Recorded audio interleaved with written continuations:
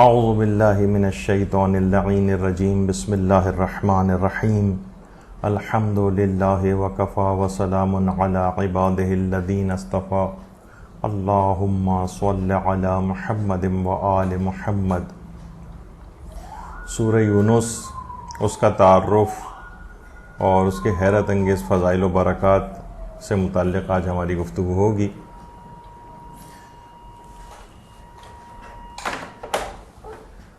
سورہ مبارک یونس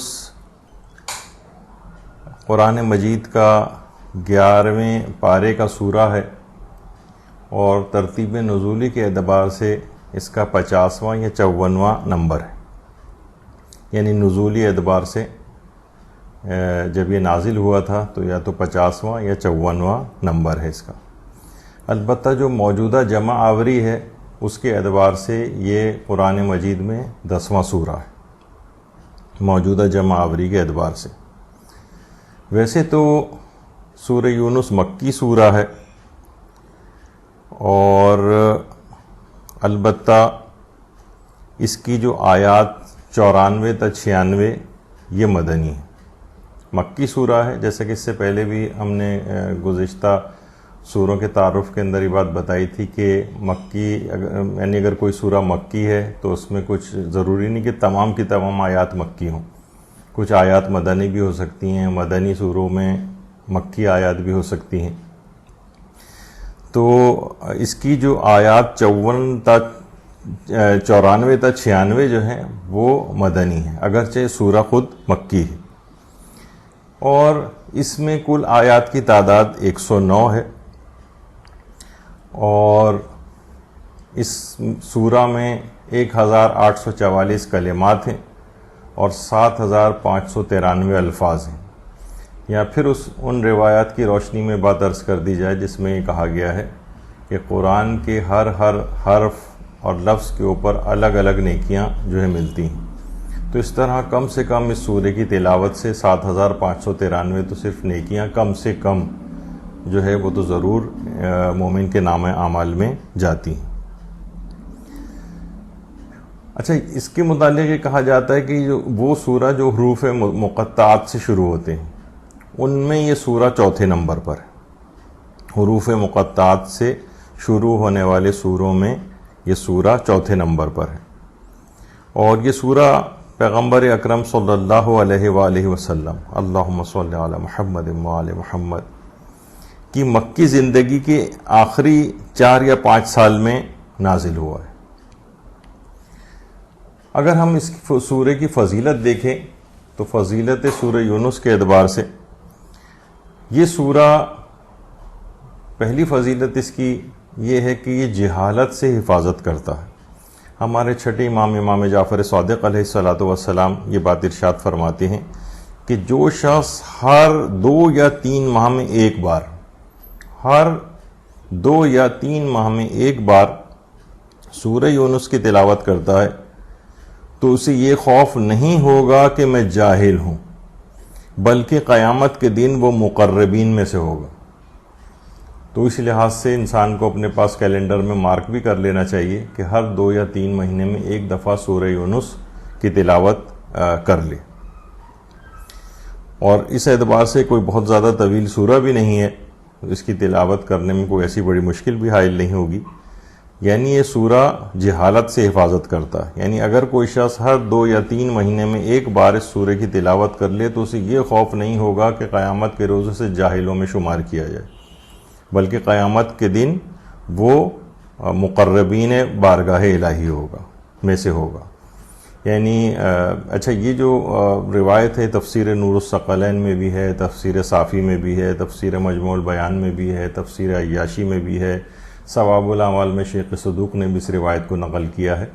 یعنی سورہ قیامت کے روز اس کو جاہلوں میں سے ہونے سے محفوظ رکھے گا، اور یقیناً اس کے جو دنیاوی آثار ہوں گے تو پھر اس میں یہ بھی ہوگا کہ وہ اس دنیا میں بھی انشاءاللہ جہالت سے محفوظ ہوگا اور علم اس کو پروردگار کی طرف سے عطا ہوگا۔ دوسرا اس کا فضیلت یہ ہے اور فائدہ یہ ہے کہ حضرت یونس کی قوم کی تعداد کے مساوی ثواب اس کو دیا جائے گا۔ تفسیر برہان میں، تفسیر مجموع البیان میں اور بحار الانوار میں علامہ مجلسی نے بھی اس روایت کو لکھا ہے کہ پیغمبر اکرم ختم مرتبت صلی اللہ علیہ وآلہ وسلم ارشاد فرماتے ہیں کہ جو اس سورے کی تلاوت کرے گا اسے حضرت یونس کی قوم پر ایمان لانے والوں اور ان پر ایمان نہ لانے والے جو افراد ہوں گے، یعنی ان کی تمام امت کے برابر مساوی ثواب دیا جائے گا۔ یعنی ان کی قوم میں کچھ افراد ایسے تھے کہ جو ان پر ایمان لائے تھے، جو کچھ زیادہ تر ایسے تھے جو ایمان نہیں لائے تھے، تو حضرت یونس کی پوری قوم جو تھی، جس میں ایمان لانے والے اور ایمان نہ لانے والے دونوں شامل تھے، ان کی قوم کی تعداد کے برابر ثواب اس کو عطا کیا جائے گا، یعنی پوری امت کے برابر ثواب۔ اور امت میں بھی صرف ماننے والے نہیں بلکہ جو ان کا انکار کرنے والے تھے ان کی بھی جو تعداد تھی، یعنی کثرت ثواب اس میں روایت کے اندر بتائی گئی ہے۔ تو اس قدر عظیم ثواب ہے حضرت یونس کی قوم کی پوری تعداد کے مساوی ثواب، سورہ یونس کی جو بھی تلاوت کرے گا۔ پھر اس کا ایک بہت ہی اہم فائدہ یہ ہے جس سے استفادہ کرنا چاہیے، وہ ہے کہ گھر والوں کی اصلاح کرنے والا یہ سورہ ہے۔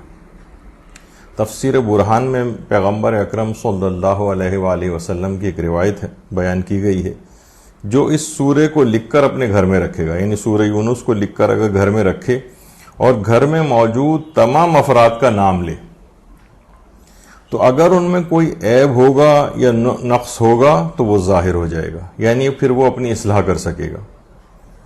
یعنی یہ بہت اہم بات ہے کہ جو شخص سورہ یونس کو لکھ کر اپنے گھر میں رکھے اور گھر میں موجود تمام افراد کا نام لے، اگر ان میں کوئی عیب اور نقص ہوگا تو وہ ظاہر ہو جائے گا۔ ظاہر ہونے سے مراد ہر ایک کو پتہ چل جائے گا یہ معنی نہیں ہے، بلکہ وہ اپنی پھر اصلاح کر سکیں گے، معلوم چل جائے گا کہ خرابی کہاں پر ہے، کس طرح سے ہمیں اپنی اصلاح کرنی چاہیے۔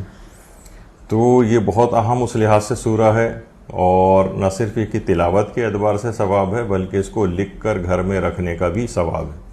بہت سے لوگ عموماً عام طور پر یہ سوچتے ہیں کہ فقط یعنی ان چیزوں کا کوئی فائدہ نہیں ہے اور صرف اس کو پڑھ کر تلاوت کر کے اور پھر اس کے اوپر عمل کرنے سے ہی فائدہ ہوتا ہے۔ وہ تو اپنی جگہ پر ہے جس پہ کوئی دو رائے ہی نہیں ہے، لیکن اس کو ان سوروں کو لکھ کر گھر میں رکھنا بھی اسی طرح سے باعث خیر و برکت ہے۔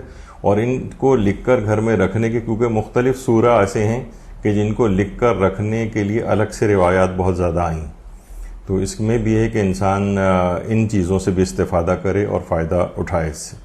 تو گھر والوں کی اصلاح کے اعتبار سے سورہ یونس کو گھر میں لکھ کر رکھنا، پھر تمام گھر میں موجود افراد کا اس پر نام لینا، تو اس میں جو بھی ان کے اندر خرابیاں ہوں گی، گھر والوں میں سے جو افراد ایسے ہیں ان کو اس کی بات کی انسان متوجہ ہو جائے گا کہ اچھا یہ یہاں پر خرابی ہے، پھر وہ اس کی اصلاح کر سکے گا۔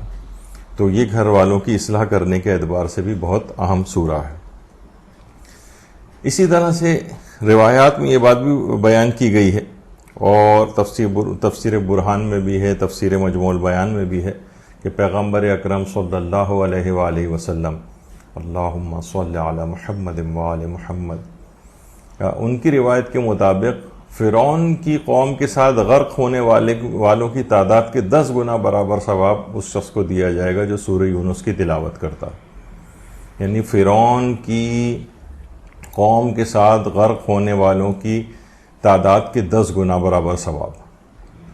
کس قدر بہانے سے پروردگار عالم ان ثوابوں کو عطا فرماتا ہے۔ تو بہت ساری اس طرح کی چیزیں ہیں، روایات ہیں کہ جس میں بہت اس انداز کے فائدے بیان کیے گئے ہیں، وہ انسان کو بہرحال اس لحاظ سے دیکھنا چاہیے اور اس کے اوپر عمل کرنے کی کوشش کرنی چاہیے۔ اچھا، پھر ایک اور ہے کہ اگر یہ بھی آئی ہے یہ چیز، جیسے کہ خواص، جو کتاب ہے خواص آیات قرآن کریم، جس میں قرآنی آیات کے بہت سارے اس طرح کے خواص جو کہ علماء عرفاء وغیرہ نے ایکسپیرینس کیے ہیں، اس میں یہ ہے کہ اگر کوئی شخص سورہ یونس کی آیت نمبر 12، اگر اس آیت کو کسی نئے برتن پر خالص نیت اور خالص توجہ کے ساتھ لکھے، سورہ یونس کی آیت نمبر 12، یعنی اس آیت کو کسی نئے برتن پر، پرانے برتن پہ نہیں، کسی نئے برتن پر خالص نیت کے ساتھ اور مکمل توجہ کے ساتھ لکھے اور اس تحریر کو روغن زیتون سے محو کرے. یعنی مثلا زعفران وغیرہ سے لکھا اس نے، پھر اس کے بعد صرف ایک ہی آیت لکھنی ہے، آیت نمبر 12. پھر اس کے بعد روغن زیتون سے یعنی اولیو آئل جو ہوتا ہے اس سے اس کو محو کرے، اور پھر اس کو درد کی جگہ پر، اس تیل کو درد کی جگہ پر لگائے تو انشاءاللہ اس کا درد زائل ہو جائے گا. یعنی اگر پاؤں میں کسی جگہ پر اس کو تکلیف ہوتی ہے یا پہلو میں اس کے تکلیف ہوتی ہے، پیٹ میں بھی اگر کسی کو تکلیف ہے اور درد ہے، تو اس درد کے لیے بھی یہ اس کی خصوصیت بتائی گئی. یعنی سورہ یونس کی آیت نمبر 12 کو کسی نئے برتن پہ لکھا جائے، خالص نیت، خالص توجہ، پروردگار سے شفا مانگتے ہوئے، چاہتے ہوئے، آئمہ معصومین کا توسل اختیار کرتے ہوئے، اور پھر جو اس نے تحریر لکھی ہے اس کو اولیو آئل سے اس کو صاف کر دے، اور پھر وہ جو آئل ہو اس کو درد کی جگہ کے اوپر لگائے، پیٹ کے درد کی جگہ پر یا پاؤں میں کسی بھی جگہ پر ہو. ظاہر ہے کہ آیت قرآنی تو کوئی نہیں لگائی جا رہی، اور نہ تو کوئی انشاءاللہ پاؤں کوئی نجیس ہوگا کہ جس میں کوئی اس کا شائبہ ہو کہ کوئی توہین کا کوئی پہلو اس طرح سے نہ ہو، لیکن یہ کہ علاج کے لیے پہلو، پیٹ وغیرہ پر بھی وہ تیل اگر لگایا جائے گا تو انشاءاللہ اس کو شفا یابی نصیب ہوگی. اس کو بہت ایکسپیرینس کیا گیا ہے، مجربات ہیں یہ ساری چیزیں جو کہ ایکسپیرینس کی گئی ہیں، تو اس میں بھی یہ بہت فائدہ مند ہے. اچھا، وہ جو آیت ہے سورہ یونس کی آیت نمبر 12 کہ انسان کو جب کوئی نقصان پہنچتا ہے تو اٹھتے بیٹھتے کروٹیں بدلتے ہم کو پکارتا ہے، اور جب ہم اس نقصان کو دور کر دیتے ہیں تو یوں گزر جاتا ہے جیسے کبھی کسی مصیبت میں ہم کو پکارا ہی نہیں تھا. بے شک زیادتی کرنے والوں کے اعمال یوں ہی ان کے سامنے آراستہ کر دیے جاتے ہیں. یہ جو 12ویں آیت ہے یہ اس کو لکھ کر اور پھر اس کے بعد روغن زیتون سے اس کو محو کیا جائے، پھر اس تیل کو درد والی جگہ پر لگایا جائے. تو یہ اس کی 12ویں آیت ہے. اسی طرح سے وضع حمل میں آسانی کے لیے یعنی ڈیلیوری میں آسانی کے لیے یہ بھی کتاب خواص آیت قرآن کریم کے اندر یہ بات آئی ہے کہ سورہ یونس کی آیت نمبر 31 کو اگر خالص ایمان اور بالکل خالص نیت کے ساتھ، یعنی بالکل ایمان اور خالص نیت کے ساتھ وضع حمل میں آسانی کی نیت سے اگر وہ حاملہ عورت خود پڑھے تو اس کا درد بھی کم ہو جائے گا اور وضع حمل میں بہت آسانی پیدا ہو جائے گی. اگر اس کے لیے پڑھنا ممکن نہیں ہے تو کوئی دوسرے افراد اس کو پڑھ سکتے ہیں. بعض لیڈی ڈاکٹرز کے متعلق ہم نے سنا ہے کہ وہ مسلسل اس قسم کی جو بھی وضع حمل میں آسانی کی آیات ہیں یا دعائیں ہیں وہ انہوں نے زبانی یاد کی ہوئی ہیں. جب بھی وہ ڈیلیوری وغیرہ کرواتی ہیں تو مسلسل ان آیات کی تلاوت کرتی ہیں. ایک خاتون اسپیشلسٹ کے متعلق تو میں نے یہاں تک سنا ہے کہ وہ سورہ مریم بھی ان کو زبانی یاد ہے، سورہ مریم کی وہ تلاوت کر رہی ہوتی ہیں اس وقت. تو بہرحال وضع حمل میں آسانی کے لیے جو بھی دعائیں تعلیم کی گئی ہیں، اور یہ ایک نہیں ہے بلکہ بہت زیادہ اس طرح سے متعدد ہیں. تو جس وضع حمل کی کچھ آیات اور احادیث اور دعائیں الگ ہیں، اور جو ڈیورنگ پریگنینسی یعنی اگر یہ کوئی شخص ظاہر ہے کہ یہ چاہتا ہے کہ اس کا یہ پریگنینسی کا عمل بغیر کسی کمپلیکیشن کے آسانی کے ساتھ یہ طے ہو جائے اور وضع حمل تک، تو اس کے بھی اعمال ہیں الگ سے بتائے گئے ہیں روایات میں. اور وضع حمل جس وقت بالکل ڈیلیوری ہو رہی ہوتی ہے اس وقت کوئی کمپلیکیشن وغیرہ نہ ہو، اس میں آسانی کے لیے بھی اس طرح سے اعمال بتائے گئے ہیں. تو بہرحال اس کی جو آیت نمبر 31 اے پیغمبر ان لوگوں سے پوچھو کہ وہ کون ہے جو تمہیں آسمان و زمین سے روزی دیتا ہے، وہ کون ہے جو سماع و بصر سننے اور دیکھنے کی طاقت کا مالک ہے، وہ کون ہے جو زندہ کو مردہ سے نکالتا ہے اور مردہ کو زندہ سے نکالتا ہے، اور وہ کون ہے جو کائنات کا انتظام کر رہا ہے. اس سوال پر وہ ضرور کہیں گے کہ اللہ. پس تم کہو کہ اگر حقیقت حال یہی ہے تو تم کیوں نہیں ڈرتے. یہ اس کی 31ویں آیت ہے سورہ یونس کی. یہ اس موقع پر اگر وہ جس کے ہاں ڈیلیوری ہو رہی ہے وہ عورت خود تلاوت کرے یا اگر اس کے لیے تلاوت کرنا ممکن نہیں ہے یا یاد نہیں ہے یا اس کنڈیشن میں ہے کہ وہ خود نہیں پڑھ سکتی ہے، تو جو بھی اس کے قریب میں ہوں وہ اس آیت کو پڑھیں تو انشاءاللہ اس کے واضح عمل میں بہت آسانی ہوگی۔ اسی طرح سے دشمن پر غلبہ حاصل کرنے کے لیے، اچھا دشمن پر غلبہ حاصل کرنے سے مراد یعنی ہم مومنین دشمنوں اپنا جو عام طور پر لوگ ایک دوسرے کے گھریلو لائف میں دشمن بن جاتے ہیں، بھائی بھائی کا دشمن ہو گیا اور جناب اور رشتہ دار اس طرح سے جو ہے وہ دشمن ہو گئے، بہو ساس کے دشمن ہے، ساس بہو کی دشمن ہے، اس طرح سے ان چیزوں کو ان رشتوں کے لیے استعمال نہیں کرنا چاہیے۔ یعنی آپس کے معمولی اختلافات وغیرہ ہوں یا زیادہ بھی اختلافات ہو جائیں تو مومنین ایک دوسرے پر غلبہ حاصل کرنے کے لیے اس طرح کی چیزوں کو استعمال نہ کریں، ان کے لیے ہدایت کی دعا کریں پروردگار عالم سے کہ ان کا شر آپ سے دور ہو جائے، یہاں تک تو کر سکتے ہیں، لیکن غلبہ میں حاصل کر لوں وہ نیست و نابود ہو جائے، اس طرح کے لوگ چیزیں پوچھتے ہیں یا ان کو موت آ جائے جو آپ کا مخالف ہے، اس انداز سے۔ تو خواص آیات قرآن کریم جو کتاب ہے اس میں بھی ہمارے چھٹے امام جعفر صادق علیہ السلام سے روایت ہے کہ جو شخص بھی دشمن پر غلبے کی نیت سے اور اس پر فتح یاب ہونے کی نیت سے 21 مرتبہ خالص نیت کے ساتھ سورہ یونس کی تلاوت کرے تو انشاءاللہ وہ اپنے دشمن پر غالب آئے گا اور اس پر فتح یاب ہوگا۔ یعنی دشمنان اہل بیت اور دشمنان تشیع یا اس طرح کے جو افراد ہیں جو کہ بہت زیادہ کبھی پریشان کر رہے ہیں تو ان پر بھی غلبے کے لیے اس کو پڑھا جا سکتا ہے۔ یعنی 21 مرتبہ سورہ یونس کو خالص توجہ اور خالص نیت سے اس نیت کے ساتھ پڑھا جائے کہ آپ کا دشمن جو ہے وہ مغلوب ہو جائے۔ تو اس لحاظ سے بھی سورہ یونس کی بہت تاکید آئی ہے۔ سورہ یونس کی آیت نمبر 46 اس کی بھی بہت عظمت پائی جاتی ہے۔ ہمارے پانچویں امام محمد باقر علیہ السلام فرماتے ہیں کہ جب راوی قرات کرتے ہوئے سورہ یونس کی آیت نمبر 46 پر پہنچے، سورہ یونس کی آیت 46، اور رسول خواہ ہم آپ کو ابھی بعض وہ باتیں برے اعمال کے نتائج دکھا دیں جن کا ان منکرین سے وعدہ کیا گیا ہے، یا اس سے پہلے آپ کو دنیا سے اٹھا لیں، بہرحال انہیں لوٹ کر آنا تو ہماری ہی طرف ہے، پھر اللہ گواہ ہے اس پر جو کچھ وہ کر رہے ہیں۔ یہ جو سورہ یونس کی آیت 46 ہے، ان سے روایت ہے کہ جب راوی قرات کرتے ہوئے سورہ یونس کی آیت 46 پر پہنچا تو رسول اللہ نے فرمایا کہ میں حیران ہوتا ہوں کہ جب میں قرآن پڑھتا ہوں تو میرے بال سفید کیوں نہیں ہو جاتے۔ اس آیت کو پڑھنے کے یہ جو آیت نمبر 46 ہے اس کے لیے پیغمبر نے یہ بات ارشاد فرمائی۔ تفسیر نور الثقلین میں بھی ہے، تفسیر برہان میں بھی ہے، اور جیسے کہ سورہ ہود کی بھی آیت ہے کہ فاستقم کما امرت ومن تاب معک ولا تطغوا انہ بما تعملون بصیر، اور آپ کو جس طرح سے حکم دیا گیا اسی طرح استقامت سے کام لیں، اور وہ بھی جنہوں نے آپ کے ساتھ توبہ کر لی اور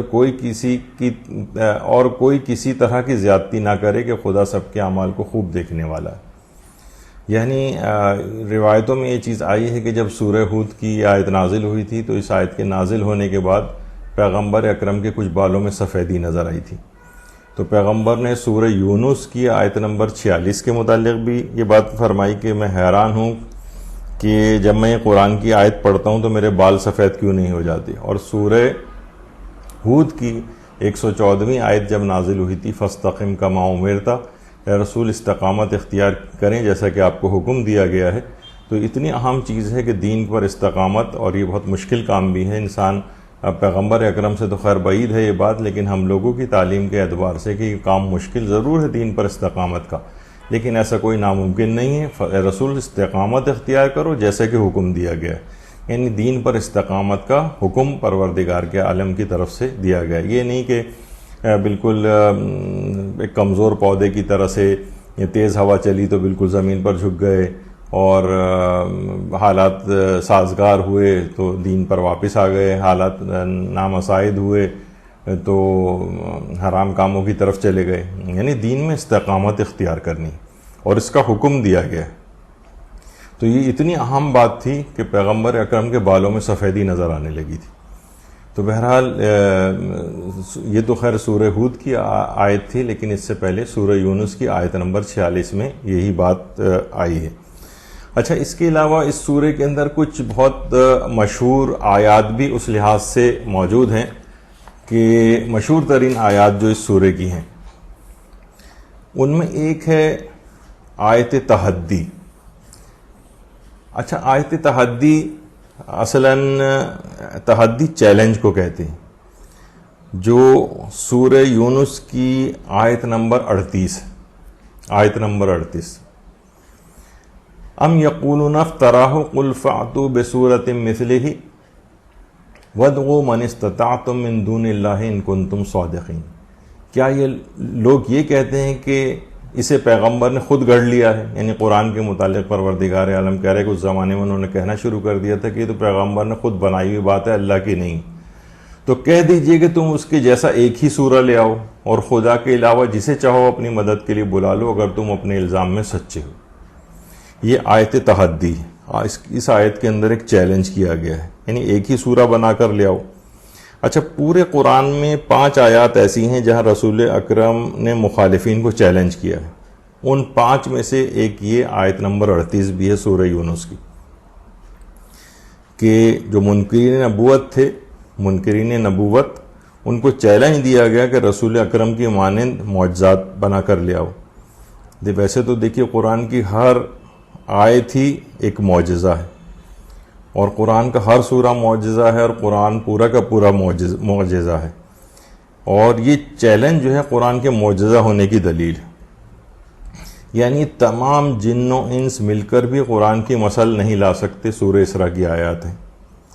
اسی طرح سورہ ہود میں کہا ہے کہ تمام قرآن کی مثل نہیں لا سکتے ہو تو 10 سورتیں بنا کر لے آؤ. پھر سورہ یونس میں کہا کہ ایک چھوٹی سے چھوٹی سورہ ہی بنا کر لے آؤ، ایک چھوٹی سے چھوٹی سورہ ہی کی مثل بنا کر لے آؤ.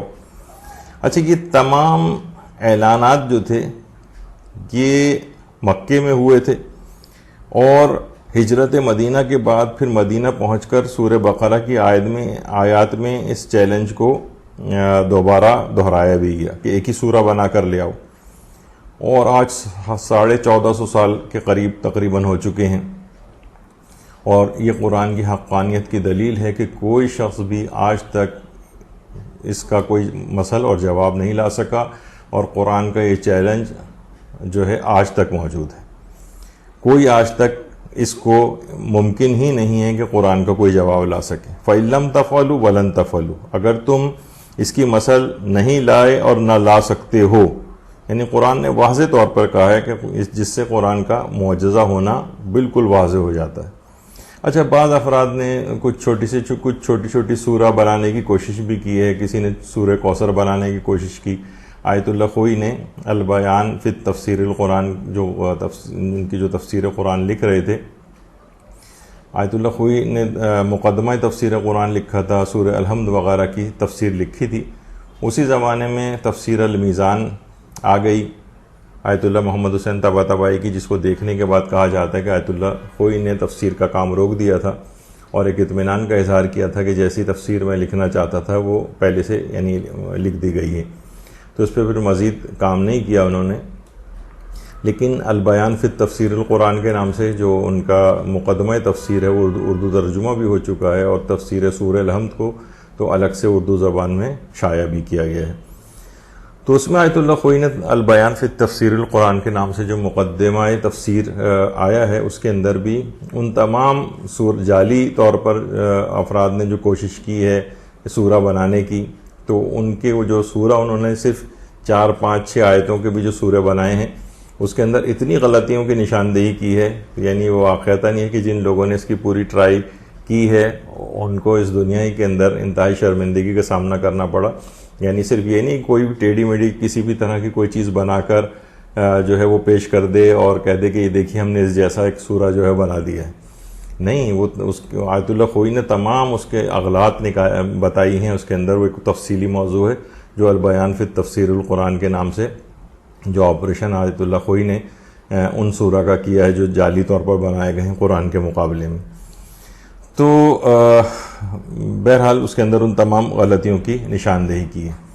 تو یہ آیت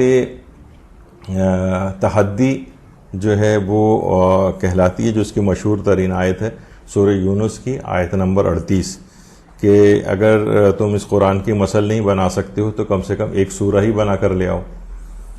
تو ایک ہی سورہ لے آؤ. اور میں نے جیسے کہا کہ بہت سارے متعدد مقامات پر قرآن میں اس چیلنج کو بار بار دہرایا گیا ہے, جسے آج تک کبھی کوئی اس کا جواب نہیں لا سکا, جو کہ قرآن کے معجزہ ہونے کی دلیل ہے. اسی طرح سے اس کے اندر جو اس کی مشہور ترین آیات ہیں ان میں سے ایک آیت ظن ہے. آیت ظن, ان الظن وما يتبع اکثرهم الا ظنا ان الظن لا یغنی من الحق شیئا ان اللہ علیم بما یفعلون. 36ویں آیت. اور ان کی اکثریت تو صرف خیالات کا اتباع کرتی ہے, جبکہ گمان حق کے بارے میں کوئی فائدہ نہیں پہنچا سکتا, بے شک اللہ ان کے اعمال سے خوب واقف ہے. اچھا, اب یہ دیکھیے کہ آیت نمبر 36 جو ہے یہاں پر یعنی گمان اور ظن جو ہے یہ کسی بھی چیز کو, کسی حق بات کو ثابت نہیں کرتا. اس میں بہرحال ایک ہمارے ہاں ایک اصول فقہ کا بھی ایک قاعدہ اور ایک بحث ہے. یعنی اس آیت میں ظن و گمان پر عمل کرنے کی ممانعت ہے, لیکن ماہرین اصول فقہ جو ہیں وہ یہ بات واضح کرتے ہیں کہ ہر قسم کے ظن کی ممانعت نہیں کی گئی ہے, کیونکہ فقہ کے اندر ہم دیکھتے ہیں کہ بہت سارے ظن ایسے ہیں کہ جن کو حجت مانا گیا ہے, جن کے اوپر عمل کو جائز جو ہے وہ سمجھا گیا ہے. البتہ جو اصول دین ہیں, توحید, عدل, نبوت, امامت, قیامت, اس پہ مکمل یقین ہونا چاہیے. اور اس میں یہ نہیں کہ صرف ایک ظن سے کام نہیں لینا چاہیے, یعنی اصول دین کے اندر یقین ہو, ظن نہیں ہونا چاہیے. اور جن عقائد کا علم یعنی حاصل کرنا ضروری ہے, جن کے متعلق واجب ہے کہ ان کو حاصل کیا جائے, ان کے بارے میں بالکل یقین ہونا چاہیے, تقلید کے ذریعے بھی نہیں ہونا چاہیے. البتہ یہ کہ جو عام طور پہ کہا جاتا ہے کہ عقائد کے اندر تقلید نہیں ہوتی, یہ خود ایک ذرا تفصیلی موضوع ہے, اور تمام عقائد کی بات نہیں ہے, کیونکہ بہت سے عقائد اس طرح سے ہیں کہ ہم علماء سے دریافت کرتے ہیں کہ اس میں صحیح عقیدہ کیا ہے, پھر ان کی بات پر اطمینان ہو جاتا ہے تو ہم اس کو اپنا عقیدہ بناتے ہیں. البتہ وہ اصول دین کے متعلق بات ہے کہ اگر اصول دین میں بالکل یقین ہونا چاہیے آپ کو, اور وہ تقلیدی نہیں ہونا چاہیے. مثلا ہم یہ نہیں کہیں گے کہ توحید کو ہم اس وجہ سے مان رہے ہیں کہ مثلا آیت اللہ سیستانی نے کہا ہے, یا مثلا قیامت کو ہم اس وجہ سے مان رہے ہیں کہ انہوں نے کہا ہے. تو اس وجہ سے نہیں, بلکہ اس کے لیے ذاتی طور پر آپ کو یقین ہونا چاہیے. کچھ علماء اس میں دلیل کی بھی بات کرتے ہیں, جو کہ ایک الگ بہرحال موضوع ہے. یعنی جو ظن ہے یعنی یقینی بات نہیں ہے, وہ حق بات کو ثابت نہیں کرتی ہے. لیکن بہرحال یہ کہ یہ ہمارے ہاں تھوڑے سے ایک بات اور بتا دی جائے کہ ظن کیا چیز ہوتی ہے, آپ کو سمجھانے کے لیے اس لحاظ سے بات کہی جا سکتی ہے کہ دیکھیے عام طور پر علماء اس کو اس طرح سے بھی بیان کرتے ہیں کہ جیسے وہم ہے, وہم 0% خیال کو کہتے ہیں, وہم 0%, یعنی بالکل ایک ایسے ہی آپ کو دل میں ایک وسوسہ سا پیدا ہو رہا ہے, اس کی کوئی اہمیت نہیں. عام طور پر لوگ وہم کو ہی شک سمجھنے لگتے ہیں, جبکہ ایسا نہیں. وہم 0% خیال ہے, اور مثلا 1% سے لے کر 49% تک کا خیال ہوتا ہے, اسے احتمال کہتے ہیں. احتمال. اچھا, کبھی کبھار احتمال عقلائی بھی ہوتا ہے, اس کی بھی بڑی اہمیت ہوتی ہے. عقلاء کے نزدیک اس کا احتمال, یہ بھی شریعت کے بہت سارے مسائل کے اندر حجت سمجھا جاتا ہے کہ احتمال عقلائی اگر ہے تو اس کے مطابق عمل کیا جائے گا. اچھا, 50% جو خیال ہوتا ہے اس کو شک کہتے ہیں. ایسا یعنی شک کہتے ہیں ایسا خیال جس کے دونوں پہلو بالکل برابر ہوتے ہیں, 50%. اچھا, اسی طرح سے 51 سے لے کر 98% تک کا خیال ہوتا ہے, اسے عام طور پر ظن کہا جاتا ہے. یہ سمجھانے کے لیے پرسنٹیج ہے, یعنی 51 سے 98% تک کا خیال, اور 99% خیال اسے اطمینان کہتے ہیں, اور 100% خیال کو یقین کہتے ہیں. تو 0% جو خیال ہوتا ہے وہ وہم ہے، 1 سے لے کر 49% تک کا خیال احتمال ہے، 50% شک ہے، 51 سے 98% تک کا ظن ہے، 99 اطمینان ہے، 100% یقین ہے۔ تو یہ چیزیں اس وجہ سے بھی بتائی گئی ہیں کہ فقہی مسائل کے اندر یہ چیزیں آتی ہیں عام طور پر۔ اچھا، اسی کے اندر جیسے اس میں مثال اب دی جا سکتی ہے کہ یہ ظن کی بات ویسے تو عقائد وغیرہ میں نہیں چلتی لیکن فقہ میں چلتی ہے۔ مثلا کہا جاتا ہے، اصول ہے ہمارے یہاں کہ رکعات جو ہیں نماز کی ان کا ظن یقین ہے اور افعال کا ظن شک ہے۔ یعنی نماز میں 2 طرح کی چیزیں ہوتی ہیں، ایک تو رکعات ہوتی ہیں اور ایک افعال ہوتے ہیں، مثلا رکوع ہے، سجدہ ہے۔ تو علماء یہ بیان فرماتے ہیں اگر کسی کو رکعات میں ظن ہو جائے، مثلا اگر وہ نماز کوئی شخص پڑھ رہا ہے اور اسے یہ شک ہو جائے کہ میری تیسری رکعت ہے یا چوتھی رکعت، اچھا اگر 100% دل کی بات ہو تو پھر تو وہ شک ہوگا ہی نہیں، اپنے یقین کے مطابق عمل کرے گا، ظاہر ہے اس کے مطابق نماز پڑھے گا۔ لیکن اگر اس کو شک ہو جائے یا ظن ہو جائے کہ دل مثلا 70% دل یہ کہہ رہا ہے، 60% دل یہ کہہ رہا ہے، یعنی دل ایک طرف جھک رہا ہو کہ میری تیسری رکعت ہے، تو اسی تیسری رکعت کو ہی سمجھ کے وہ مکمل کرے، اور 4 رکعت ہی نماز پڑھ رہا ہے تو اس کے بعد چوتھی رکعت پڑھ کے نماز ختم کرے، کچھ بھی اس کو نہیں کرنا ہے، کیونکہ رکعات کا جو ظن ہے وہ یقین کے قائم مقام ہے۔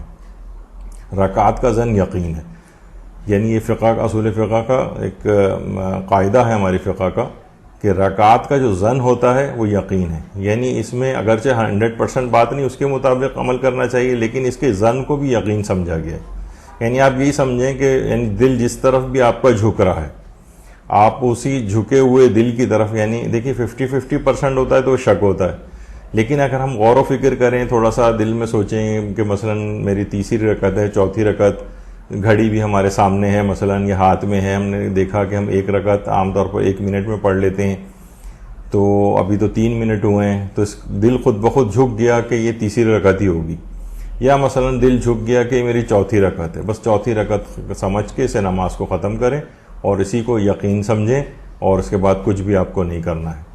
یعنی جو عقائد والے جو ظن ہیں ان کی بات الگ ہے، اور یہ میں اس کی تفسیر کے طور پر نہیں بات کر رہا ہوں، بلکہ اس سے ضمنی جو کچھ چیزیں ہیں جہاں پر یہ ظن عام طور پہ لوگ اس طرح کی چیزیں پیش کرتے ہیں تو وہ فقہ کے اندر نہیں چلتی ہیں، صرف یہ بات بیان کرنا اس میں مقصود ہے۔ رکعات کا ظن یقین ہوتا ہے۔ اچھا، اسی طرح سے افعال کا ظن شک ہے، یعنی افعال مثلا اگر آپ سجدہ کر کے بیٹھے اور اب یہ شک ہونے لگا پتہ نہیں میں نے 1 سجدہ کیا ہے یا 2 سجدے کیے، یہ فعل تھا آپ کا، افعال میں آتا ہے سجدے، اب 2 سجدے کرنا ہے آپ کو، اب آپ کو پتہ نہیں 1 کیا ہے یا 2 کیا ہے، تو افعال کا جو ظن بھی ہے، یعنی 90% بھی دل کہہ رہا ہے، 95% بھی دل کہہ رہا ہے کہ میں نے 2 کر دی، تب بھی اس کو یقین نہیں سمجھا جائے گا، بلکہ سمجھا جائے گا کہ شک ہی ہے اور 1 سجدہ آپ کو اور کرنا پڑے گا۔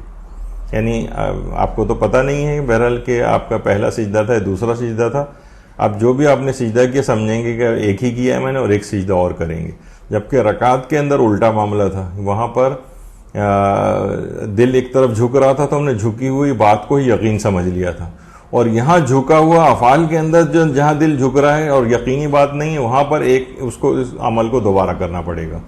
یعنی رکعات کا ظن یقین ہوتا ہے، افعال کا جو ظن ہوتا ہے وہ شک کے حکم میں ہوتا ہے، یعنی پھر اس کے بعد اس چیز کو دوبارہ کرنا ہوتا ہے۔ تو بہرحال یہ تمام چیزیں ایسی ہیں کہ یہ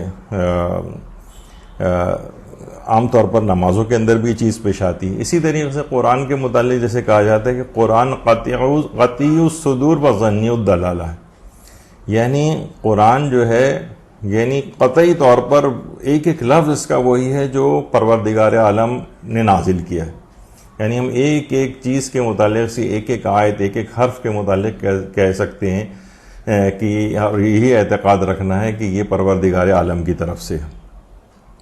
لیکن ظنی الدلالہ ہے، قرآن کی بہت سی آیات ایسی ہیں کہ ہم 100% تک آیات احکام بھی ہم یہ نہیں کہہ سکتے کہ پروردگار بھی یہی کہنا چاہتا ہے جو کہ ہم سمجھ رہے ہیں، یعنی ہمارے فہم میں یہ چیز ہو سکتی ہے، یعنی قرآن ہے تو قطعی الصدور، یعنی ایک ایک لفظ وہی ہے جو پروردگار عالم نے نازل کیا، لیکن ظنی الدلالہ ہے. دیکھیں یہاں پہ ظن کا لفظ آ رہا ہے. یعنی اگر ہم کسی چیز کو مسئلے کو ثابت کرنا چاہیں تو بعض مسئلے ایسے ہیں کہ ہم 100% یقین کے ساتھ یہ بات نہیں کہہ سکتے کہ مراد پروردگار یہاں پر یہی ہے. بہت سی ایسی چیزیں ہو سکتی ہیں. تو فقہ میں ظن کی اہمیت ہے، اس کو قبول بھی کیا جاتا ہے، البتہ عقائد واجبہ میں ظن کی اہمیت نہیں.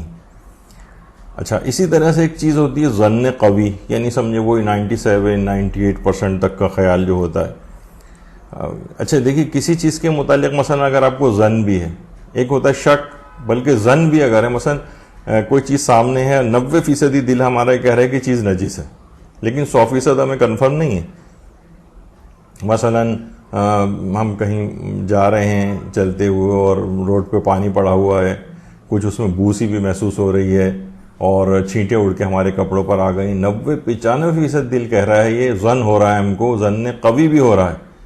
98%-97% خیال کہ گٹر کا پانی ہوگا، لیکن ہو سکتا ہے کہ بارش کا پانی ہو، گھر میں لوگوں نے دھلائی کی ہو، باہر پانی کئی دنوں سے پڑا ہو جس کے اندر بدبو سی محسوس ہو رہی ہو.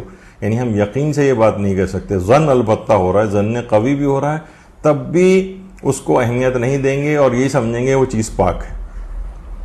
تو بہت سے فقہی احکام دیکھیے اس طرح سے ہے یہ چیز ہوتی ہے. اچھا، خبر واحد جو ہوتی ہے یہ بھی ظنی ہوتی ہے. جیسے ابھی آپ نے قرآن کے متعلق سنا کہ قرآن قطعی الصدور ہوتا ہے، یعنی ایک ایک حرف وہی ہے، لیکن ظنی الدلالہ ہے، یعنی آپ مراد پروردگار کیا یہی ہے، یہ ہم 100% نہیں کہہ سکتے. تو البتہ جو خبر واحد ہوتی یعنی جو احادیث ہیں وہ ظنی الصدور ہیں، لیکن قطعی الدلالہ ہو سکتی ہیں. یعنی ہم یہ نہیں کہہ سکتے کہ ایک ایک حرف وہی ہے جو رسول یا امام نے کہا تھا، یعنی اس کا مطلب ہے کہ یہ ظنی الصدور ہے.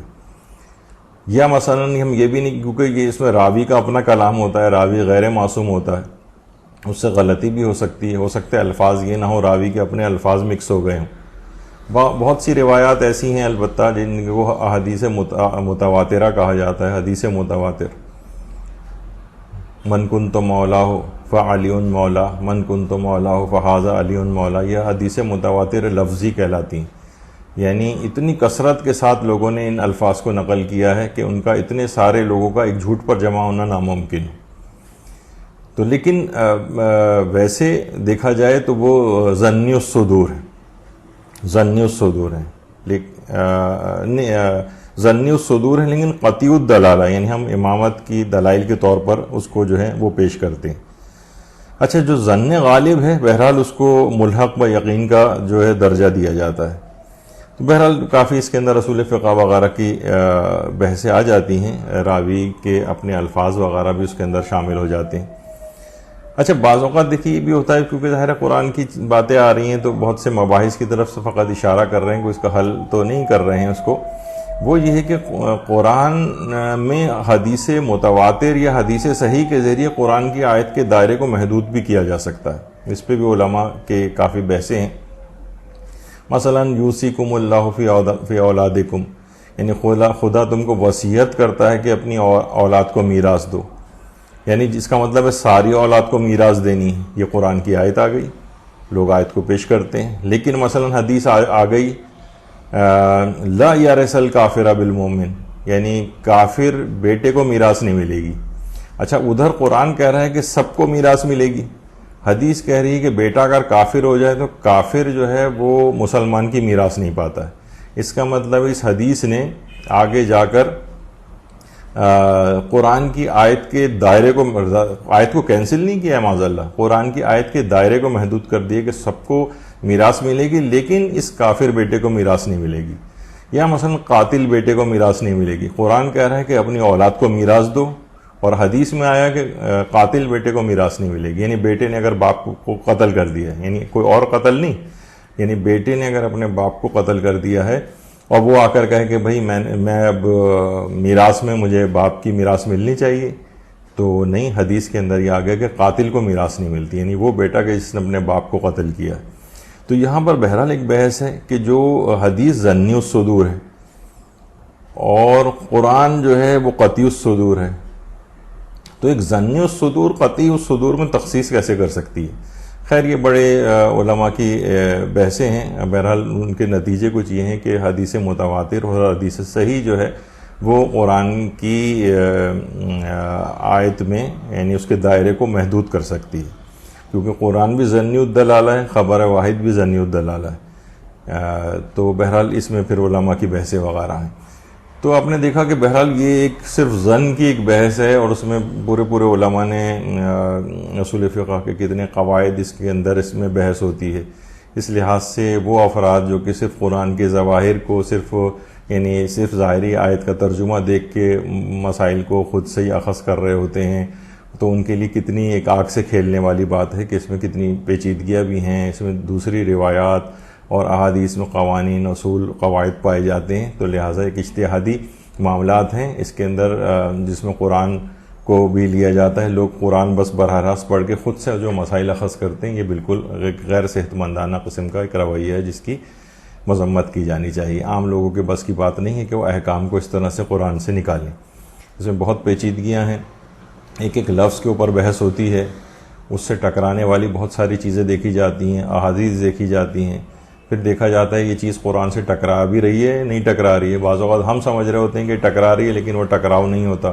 بہت سے لوگ یہ بات کرتے ہیں کہ جناب وہ حدیثیں جو قرآن سے ٹکرائیں ان دیوار پر دے مارنا چاہیے، حدیثیں پیش کرتے ہیں. لیکن اصلاً وہ ان کا فہم ہوتا ہے جو وہ ٹکراؤ کو محسوس کر رہا ہوتا ہے، وہ قرآن سے ٹکرا نہیں رہی ہوتی. جیسے یہی ہے کہ اپنی اولاد کو میراث دو، اور وہ استثناء بیان ہو رہا ہے روایت کے اندر کہ کافر کو نہیں ملے گی اور قاتل کو نہیں ملے گی. اب یہاں پر ٹکراؤ نہیں ہے، یہ ہمارا فہم ہے جو کہ ٹکراؤ کو سمجھ رہا ہے. اصلاً ہم اس وجہ سے کہ صرف اپنے فہم کی وجہ سے یا سوء فہم کی وجہ سے حدیث کو ٹھکرا رہے ہوتے ہیں، جبکہ یہ غلط ہے. ہوتا ہے عام افراد کے بس کی بات نہیں کہ اس طرح کی چیزوں کے اندر وہ گرفتار ہوں. اچھا، اسی طریقے سے اس میں ایک آیت ہے وآخر دعوانا ان الحمد للہ رب العالمین. یہ تو خیر نہیں ہے، آیت یہ ہے وآخر دعواہم ان الحمد للہ رب العالمین. اچھا، تقاریر میں یہ آیت خطبوں میں یا پیغامات کے آخر کے اندر عام طور پر پڑھی جاتی ہے، لیکن اجتماع میں اگر پڑھا جائے تو آخر و دعوانا کر دیتے ہیں تاکہ وہ اجتماعی دعا کے اندر تبدیل ہو جائے. لیکن ویسے آیت ہے تو ان ترجمہ یہ ہے کہ وہاں ان کا قول یہ ہوگا کہ خدایا تو پاک اور بے نیاز ہے، اور ان کا تحفہ سلام ہوگا، اور ان کا آخری بیان یہ ہوگا کہ ساری تعریف خدائے رب العالمین کے لیے. وآخر دعواہم ان الحمد للہ رب العالمین، یہ جس کو خطبہ وغیرہ وآخر دعوانا ان الحمد للہ رب العالمین، یہ بھی مشہور اس کی آیات کے اندر سے ایک ہے. اچھا، اسی طرح سے اس کی ایک آیت نمبر 64 ہے جس کے اندر متقین کی صفات بیان کی گئی ہیں. لہم البشری فی الحیات الدنیا وفی الآخرہ لا تبدیل لکلمات اللہ ذالک هو الفوز العظیم. ان کے لیے زندگانی دنیا اور آخرت دونوں مقامات پر بشارت اور خوشخبری ہے، اور کلمات خدا میں کوئی تبدیلی واقع نہیں ہو سکتی، اور یہی در حقیقت عظیم کامیابی ہے. یہ بھی اس کی مشہور آیات میں سے آیت نمبر 64 کہ جس کے اندر متقین کی صفات بیان کی گئی. یعنی انسان تقوی و پرہیزگاری کو اختیار کرے تو کیا ہے کہ زندگانی دنیا اور آخرت دونوں مقامات پر بشارت اور خوشخبری اس کے لیے ہوگی. واقعتاً قرآن کی ان آیات میں انسان غور کرے کہ تقوی اختیار کرنے میں یعنی دنیا کی زندگی میں بھی اس کے لیے بشارت اور خوشخبریاں ہیں، اور آخرت کی زندگی کے اندر بھی بشارت اور خوشخبریاں ہیں، اور کلمات خدا میں کوئی تبدیلی واقع نہیں ہو سکتی. یعنی جو وعدہ اس نے متقین کے ساتھ کیا ہے وہ ضرور اس کو پورا کرے گا، اور یہی حقیقتاً در حقیقت عظیم کامیابی ہے. کامیابی یہ نہیں ہے کہ ہم فقط یہاں دنیاوی طور پر کچھ چیزوں کو، عہدوں کو یا کسی مقام اور مرتبے کو حاصل کر لیں، بلکہ اصل کامیابی یہ ہے کہ انسان آخرت کے اندر کامیاب ہو جائے، بلکہ دنیا کی حیات میں بھی کامیابی ہو. یعنی نہیں کہ یہاں پر اسی طرح سے اس کو قسم و پرسی کی حالت میں رہنا ہے اور بس وہ کہے کہ ہر وقت بس میں نماز اور روزہ ہی کر رہا ہوں. نہیں، دنیا بھی بہترین گزارے اور آخرت میں بھی اس کو کامیابی ملے، یہ ہے اصلاً اور عظیم کامیابی. اگر یہاں پر کچھ سختیاں، پریشانیاں اور کچھ چیزیں اس کو ایسی جھیلنی بھی پڑ جائیں کہ مکمل دنیا حاصل نہیں ہو سکے، تب بھی آخرت تو انشاءاللہ اس کو مکمل حاصل کرنے کی کوشش کرنی چاہیے. اصلاً فوز العظیم، عظیم ترین کامیابی ہے. اس کو انسان کو سمجھنا چاہیے. یہ اس آیت کا. پھر اس کے علاوہ اس میں جو اس کی آیت نمبر 15 ہے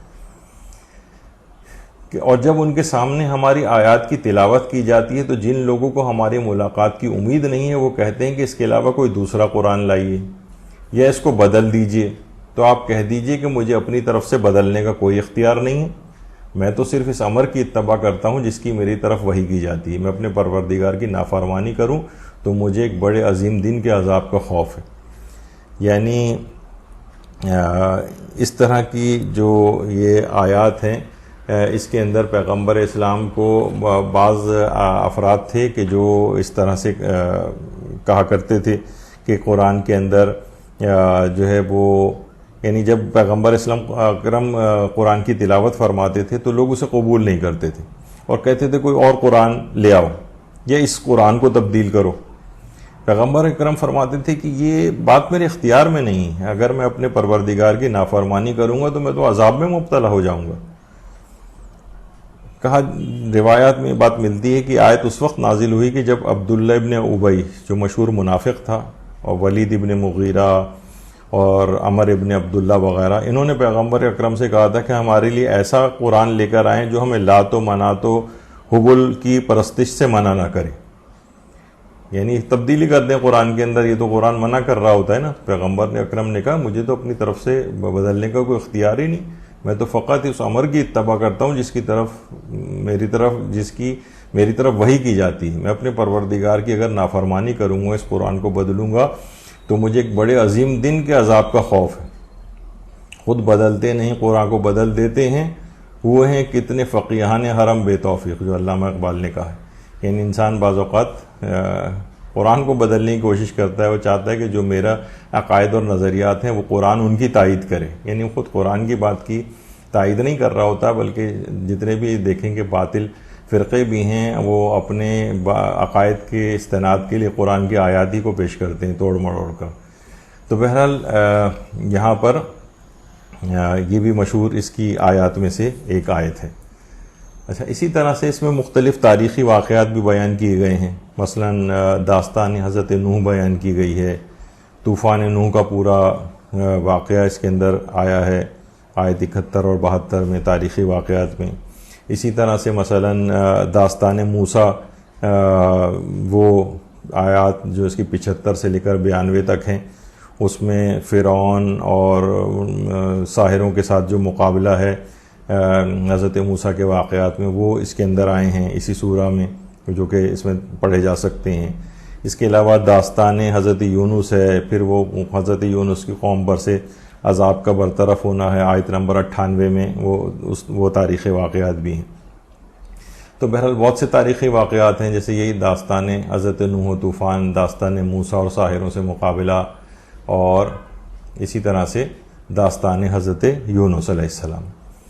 اچھا اس سورہ کے جو مضامین ہیں اس میں وجود خدا کو ثابت کرنے کے دلائل اس سورہ کے اندر موجود ہیں. کائنات کے اسرار و رموز کی طرف غور و فکر وہ اس سورہ کے اندر جو ہے وہ موجود ہے. تو اور انبیاء کی داستانوں کے بیان کے ساتھ ساتھ رسول اللہ کے مقام و منزلت کو بھی اس سورہ کے اندر بیان کیا گیا ہے. تو یہ سورہ یونس کے مضامین ہیں. اور اچھا اس کے اندر جو اور آیات بھی ہیں کہ بے شک تمہارا پروردگار وہ ہے جس نے زمین و آسمان کو 6 دنوں میں پیدا کیا, اس کے بعد اپنے عرش پر اپنے اقتدار کو قائم کیا ہے, اور کوئی اس کی اجازت کے بغیر شفاعت کرنے والا نہیں ہے. وہی تمہارا پروردگار ہے, اسی کی عبادت کرو. کیا تمہیں ہوش نہیں آ رہا ہے؟ کیا تمہیں تذکر پیدا نہیں ہو رہا ہے؟ تو اس کے اندر بھی اس میں بھی بڑی بحثیں ہیں کہ زمین و آسمان کو 6 دنوں میں پروردگار نے کیوں پیدا کیا. وہ تو کن فیکون کا مالک ہے, وہ فوراً بھی پیدا کر سکتا ہے. اس کے بھی مختلف جوابات ہیں جو کہ الگ ایک تفصیل چاہتے ہیں. صرف اشارہ کرتا ہوئے گزر رہا ہوں کہ اس کی مشہور آیات ہیں جو کہ عام طور پر لوگوں کے دماغوں میں بھی کہ آسمان کو 6 دنوں میں پیدا کیا اور اس کی اجازت کے بغیر کوئی شفاعت کرنے والا نہیں ہے. یعنی جن جن افراد کو اجازت شفاعت ہوگی فقط وہی شفاعت وہاں پر کر سکیں گے. یہ اس کی ایک ہے. اچھا پھر آخرت کی زندگی اور دنیا کی زندگی کی باتیں بیان کی گئی ہیں کہ مثلا دنیاوی زندگی کی مثال اس پانی جیسی ہے جسے ہم نے آسمان سے برسایا اور زمین سے وہ نباتات پیدا ہوئیں، پودے وغیرہ، جن کو انسان اور مویشی سب کھاتے ہیں، یہاں تک کہ جب زمین اپنی زیب و زینت کو لے چکی اور فصل کے سبزہ زار سے آراستہ ہو گئی اور اس کے مالک سمجھے کہ انہیں اس فصل پر قابو حاصل ہے، جب چاہیں گے کاٹ لیں گے، تو ایک دم رات یا دن کو ہمارا حکم آ گیا تو ہم نے اسے اس طرح سے کاٹ کے رکھ دیا کہ گویا وہاں کل کچھ تھا ہی نہیں۔ ہم غور و فکر کرنے والوں کے لیے اسی طرح کھول کھول کر اپنی آیتوں کو پیش کرتے ہیں۔ یعنی اس میں دنیاوی زندگی کی مثال یہاں پر بیان کی گئی ہے۔ انما مثل الحیات الدنیا کماء انزلناہ من السماء، یعنی دنیاوی کی مثال اس پانی کی سی ہے، یعنی آسمان سے برسا رہا ہے، زمین پیدا ہو رہی، سب کھا رہے ہیں، فصل تیار ہو گئی ہے، وہ سوچ رہے ہیں کہ ہم جب چاہیں کاٹ لیں گے، لیکن اچانک سے حکم خدا آ گیا اور سب ختم ہو گیا۔ تو اس دنیاوی زندگی کو اس طور پر دیکھنا چاہیے، انسان ہمیشہ اپنی موت اور آخرت کو یاد رکھے، اور ایسا نہ ہو کہ وہ بس دنیا ہی کے اندر منہمک ہو کر رہ جائے۔ بظاہر سب چیزیں بالکل ٹھیک ٹھاک چل رہی ہوتی ہیں اور اچانک سے کوئی ایک مصیبت آ جاتی ہے، اچانک سے ایسی بیماری میں مبتلا ہو جاتا ہے، اچانک سے بس کہ اب اس کی زندگی کا ٹائم پورا ہو جاتا ہے اور اسے جانا پڑتا ہے۔ یہاں ہزاروں سال کی لوگ بیٹھ کے پلاننگ کر رہے ہوتے ہیں، اور بوڑھے بھی ہیں، وہ بھی سوچ رہے ہوتے ہیں کہ ابھی ہم 100-150 سال تک اور مثلا زندہ رہیں گے۔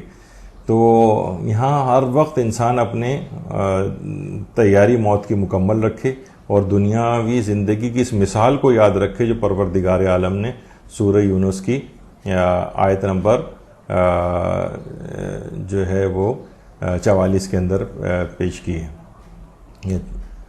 تو بہرحال اس طرح سے، اور پھر اگلی آیات میں، اور جن لوگوں نے برائیاں کمائی ہیں تو برائی کی سزا بھی ویسی ہی برائی ہے اور ان پر ذلت و خواری چھا جائے گی، ان کو اللہ کے قانون مکافات عمل سے کوئی بچانے والا نہ ہوگا، ان کے چہرے سیاہ ہوں گے گویا ان کے چہروں کو اندھیری رات کے ٹکڑوں سے ڈھانپ دیا گیا ہے۔ کأنما اغشیت وجوہہم قطعا من اللیل مظلما اولئک اصحاب النار ہم فیہا خالدون، یہی لوگ دوزخی ہوں گے جو اس میں ہمیشہ رہیں گے۔ یعنی جن لوگوں نے بھی برائیاں کمائی ہیں، برائیوں کی سزا بھی ویسی ہی برائی ہے۔ کہہ رہے ہیں کہ ان برائیوں، ان گناہوں کے نتیجے میں کیا ہوگا، ان کے چہروں پر ذلت و خواری چھا جائے گی، کوئی وہاں بچانے والا نہیں، اور اس قدر ان کے چہرے سیاہ پڑ جائیں گے۔ عجیب و غریب آیات۔ کأنما اغشیت وجوہہم قطعا من اللیل مظلما، گویا ان کے چہروں کو اندھیری رات کے ٹکڑوں سے ڈھانپ دیا گیا ہے۔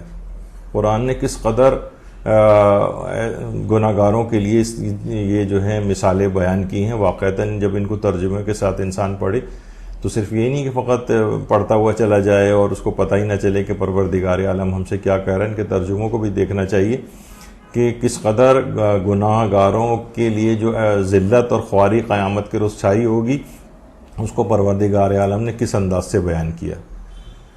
تو بہرحال ان چیزوں کو دیکھنا چاہیے۔ اور آیت نمبر 57 کے اندر یہ بات آئی ہے کہ اے لوگو، تمہارے پاس تمہارے پروردگار کی طرف سے قرآن کی شکل میں پند و موعظہ، دلوں کی بیماریوں کی شفا اور اہل ایمان کے لیے ہدایت و رحمت کا مجموعہ آ گیا ہے، یعنی قرآن۔